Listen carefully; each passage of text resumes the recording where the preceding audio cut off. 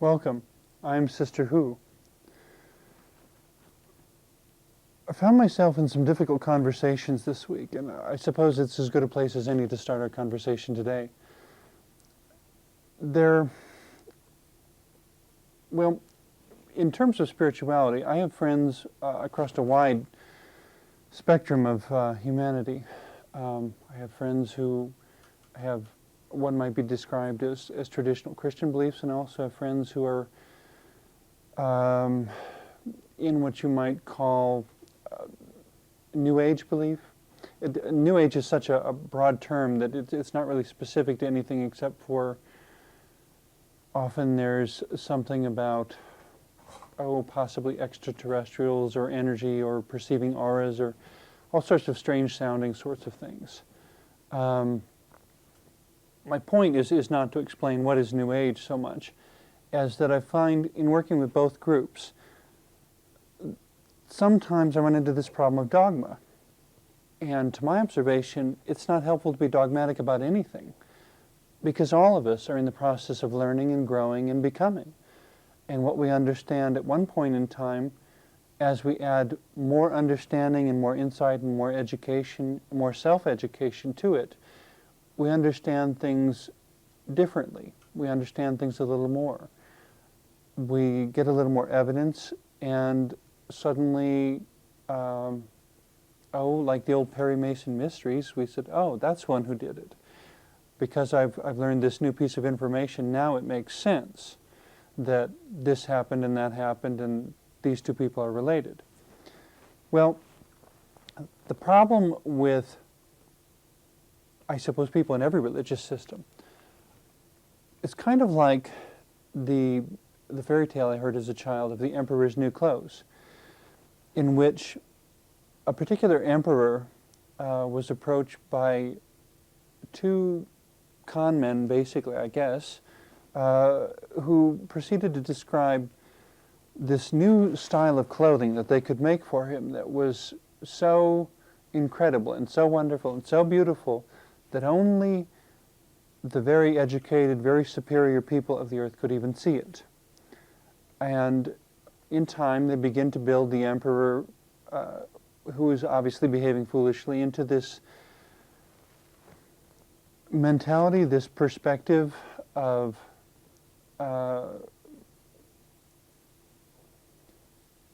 it's kind of like you say something long enough and pretty soon you start to believe it yourself. Well, the emperor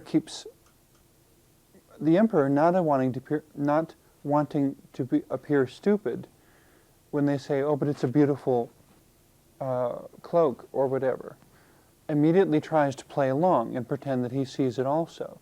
And after a while, this ongoing game becomes such that they bring in an empty mannequin and say, and how do you like this suit? And he immediately responds, oh, it's fabulous. Wherever did you get such an incredible design? Your ideas are so wonderful. Well, the game goes on, and the emperor believes the charade so much that finally decides to parade his new clothes in front of his entire kingdom. And as he's marching down the street, little boy along the side has the audacity to call out what everybody in the back of their minds agrees, but everyone's afraid to say because they don't want the king to get mad at them, or they don't want the emperor to get mad at them. And the little boy simply says, but he's not wearing anything at all. And the whole charade, thankfully, at that point falls apart. And everyone comes to their senses. Is it possible for there to be clothes that you can't see? Well, I suppose. But when you're in places where people can see in a certain way, it seems more appropriate to me to wear the sorts of clothes that they can see. Not the ones they specifically define for you.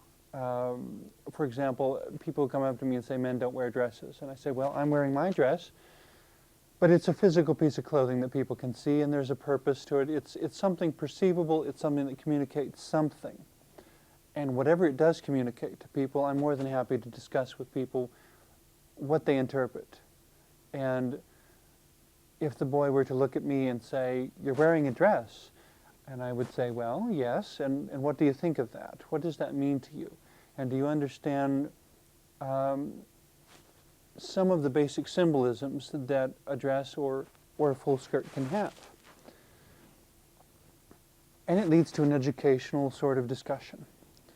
Well, in terms of taking this pattern elsewhere, to be the little boy who says, "But the emperor has no clothes," kind of goes along with the bumper sticker I've seen some places that says, "Question everything," or "Don't be afraid to question authority."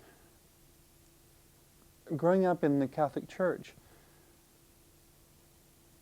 my understanding of God was that God was and is whatever God was and is, with or without me understanding it,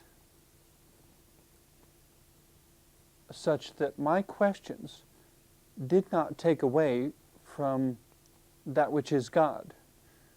What my questions revealed is my inability to understand. In the same way,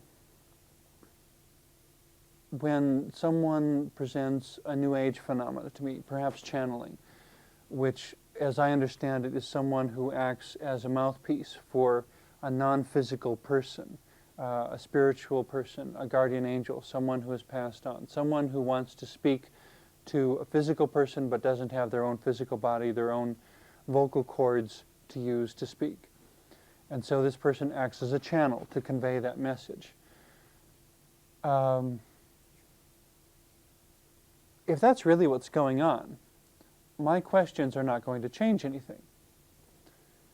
If it's not what's going on, my question might reveal that too.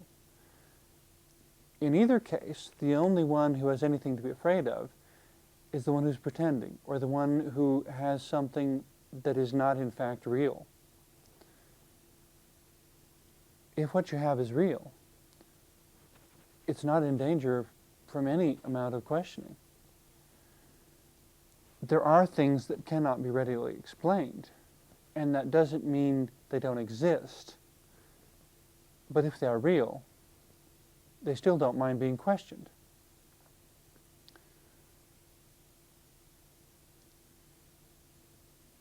So if I were to approach someone who is channeling, and I would say, well, how do you distinguish between channeling the spirit of someone who lived 200 years ago from the voice of your own imagination?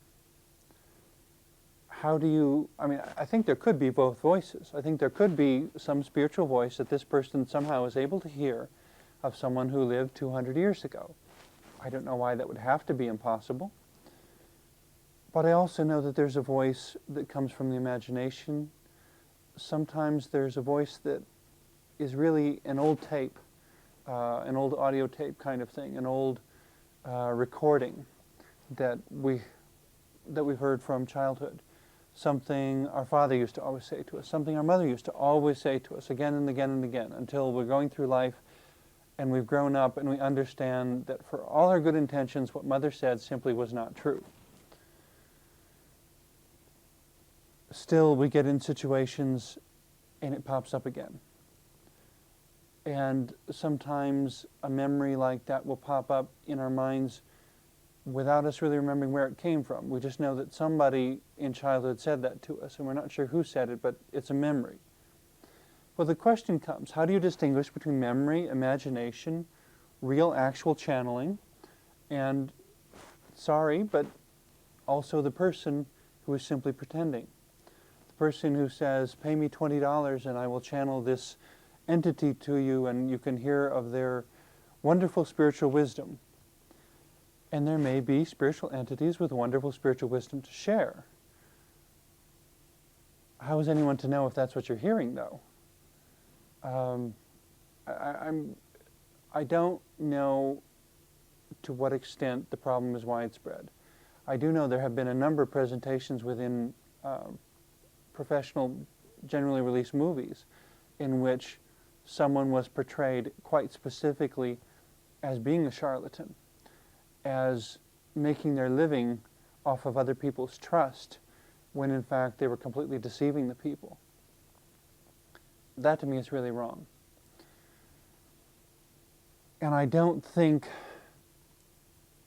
that a real spiritual entity committing through a truly gifted person has any need of not being questioned. I don't think that combination of interaction is threatened by the little boy by the side of the road saying, but what if he's making it up? How do we know this channeler isn't making it up? It's a legitimate question.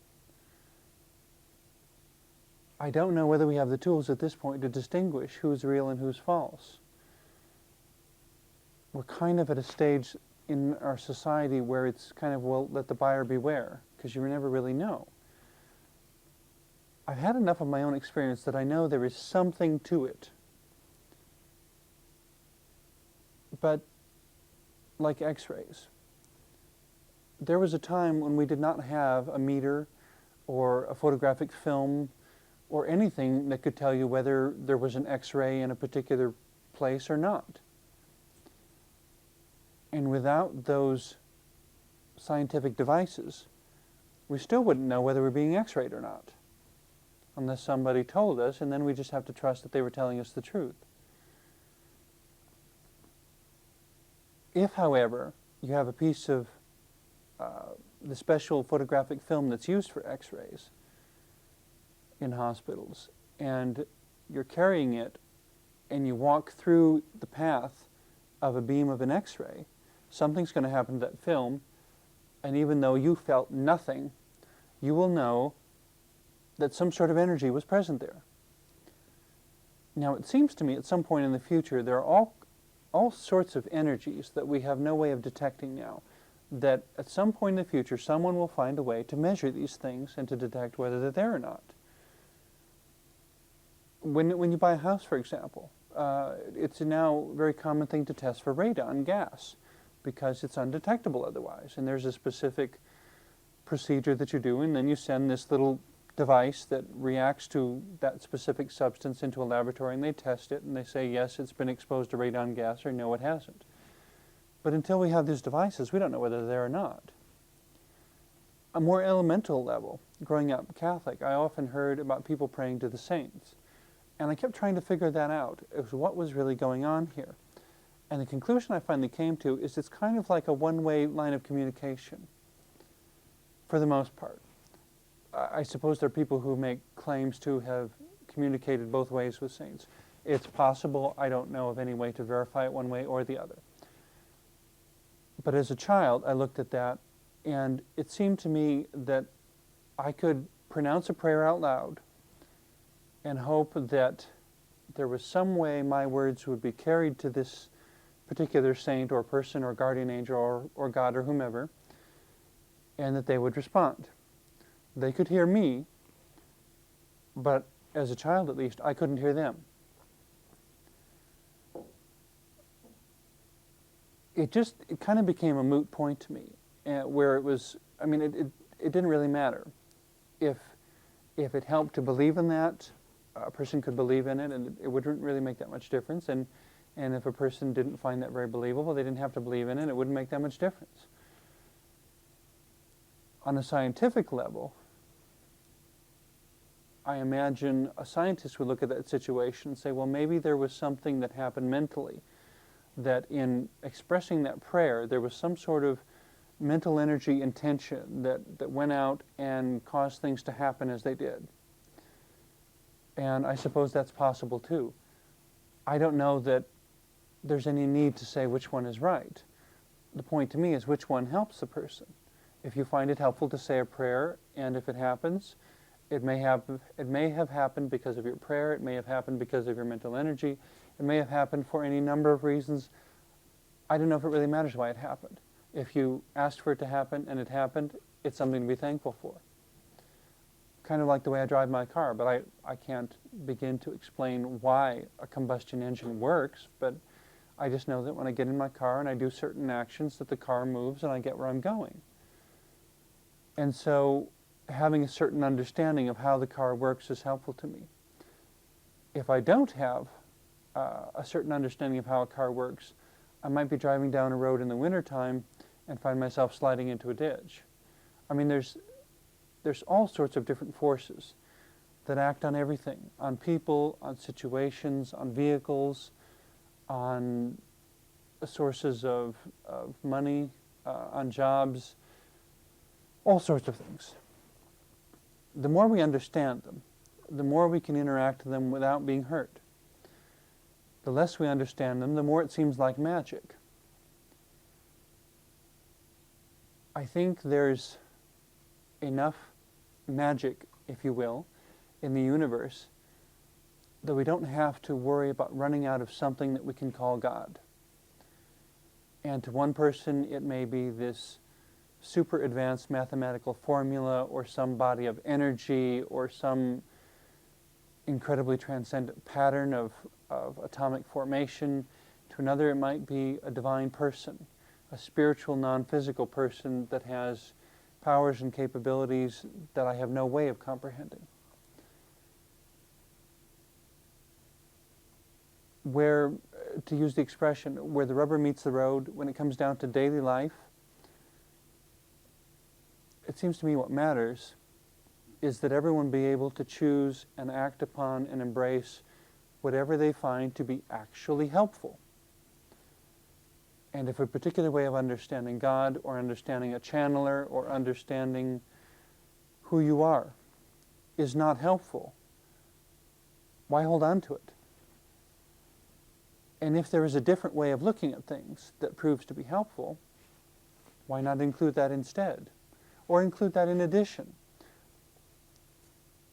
Jesus said the kingdom of God is within you. And the point I keep coming back to, I guess, in my own life as I continue to ponder these things, is that there really is no, I believe, there's no higher authority than that spark of divine light within each person.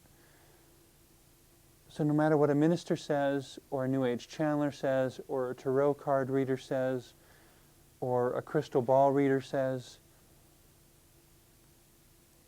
God put the answer inside. And I need to listen to that inner answer that God put there. And that which is God, because of the divine spark within me, is able to lead me where I need to go, into whatever it is that I need to be. In all honesty, I'm rather astonished that the path leads where it does. I certainly had no intention, growing up in the Catholic Church, of ever someday being a gay nun or a sacred clown such as I am now. But this is where the path led, and I see no reason to run from it. I find it empowering, I find it beautiful, I find it gives me new ways of looking at things, new ways of explaining things, new ways of coming to terms with the mysteries of life, new ways of discovering new mysteries, something such that I can continually be a student of life, always becoming more than I have been, more than I was yesterday, more than I was the year before that, the day after tomorrow becoming more than I'll be tomorrow.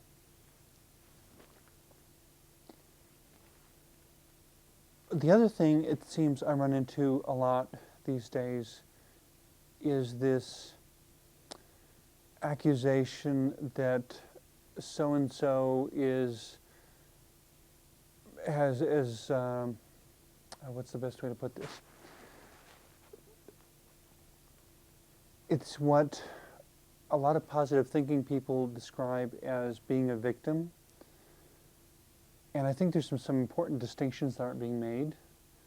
And it bothers me a lot when I hear people label someone else a victim, or sometimes when they accuse me of being a victim, and they have the audacity to suggest that, well, you really brought this on yourself and you're just being a victim. If you would get out of your victim role and think positively and be proactive, then you would find that these problems would not be drawn to you, and you would have this wonderful, blissful life.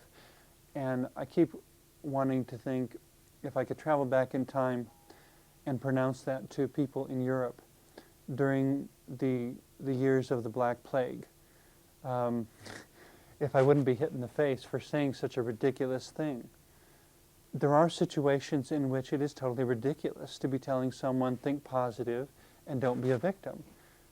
There are circumstances and situations that are bigger than any of us, and they happen. And they're not always explainable. Sometimes bad things happen to good people.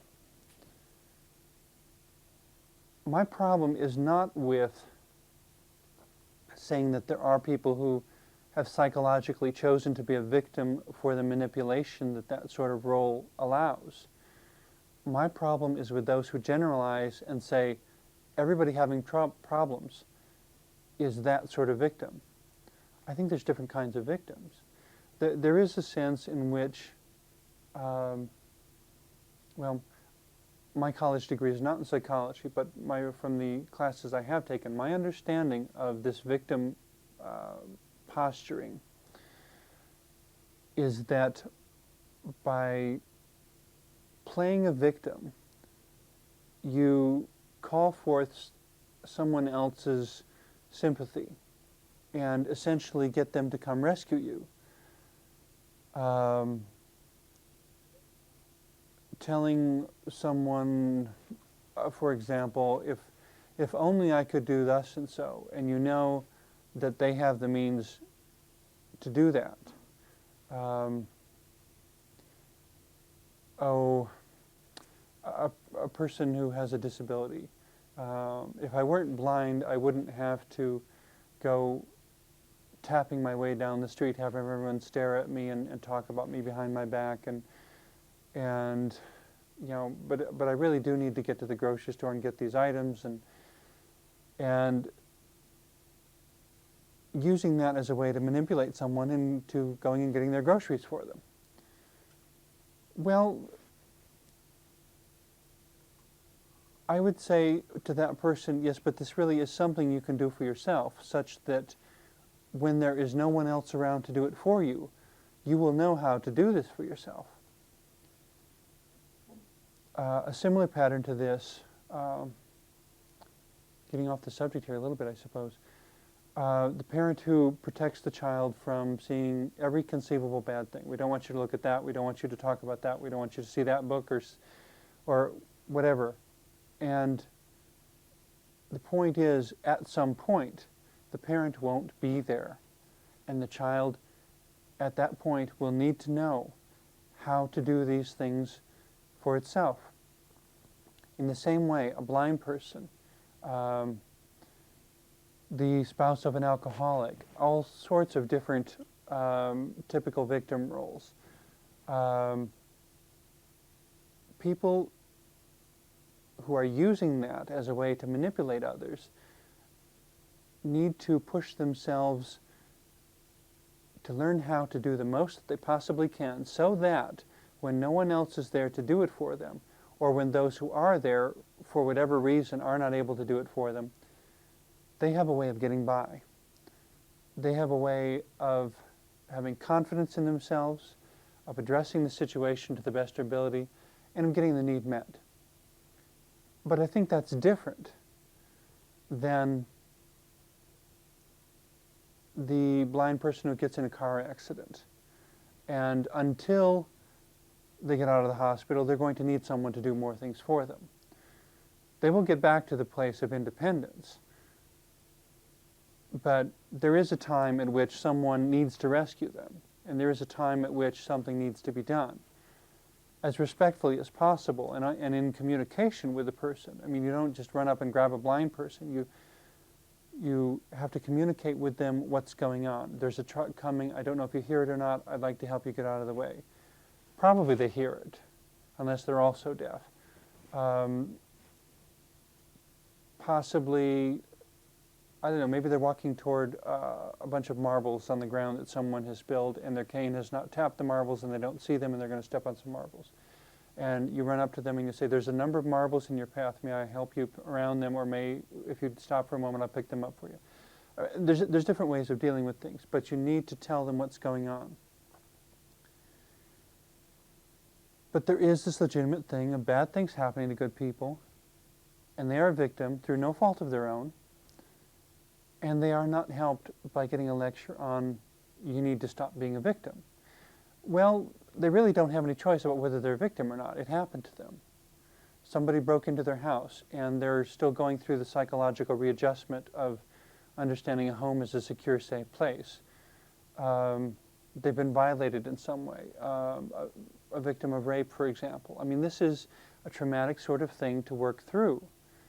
And they were a victim, and I don't think it's decent to say that they drew it to them. I don't think it's decent to lecture them on, you know, you need to stop being a victim. I think it's the compassionate person in that instance says, what can I do to help? How would you like me to help? I would like to help you get back to being a confident, independent person again, to claiming your own life and your own space and being your own person and having freedom to share all the wonderful things that are you again. The problem in all this is this question of how responsible am I? Kind of like Cain and Abel back at the very beginning of the of the Old Testament in the book of Genesis, that Cain killed his brother, and God came looking, and Cain had the audacity to shrug his shoulders and ask God, am I my brother's keeper? This is something I like to address more in the next episode. But there is a certain way in which, yes, we're all our brother's keeper. We're all our sister's keeper. We're all each other's keeper. We're all in this together. And life is a collaborative effort.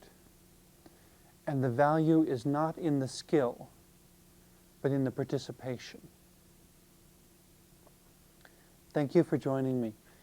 I look forward to continuing this discussion about Cain and God and Abel, and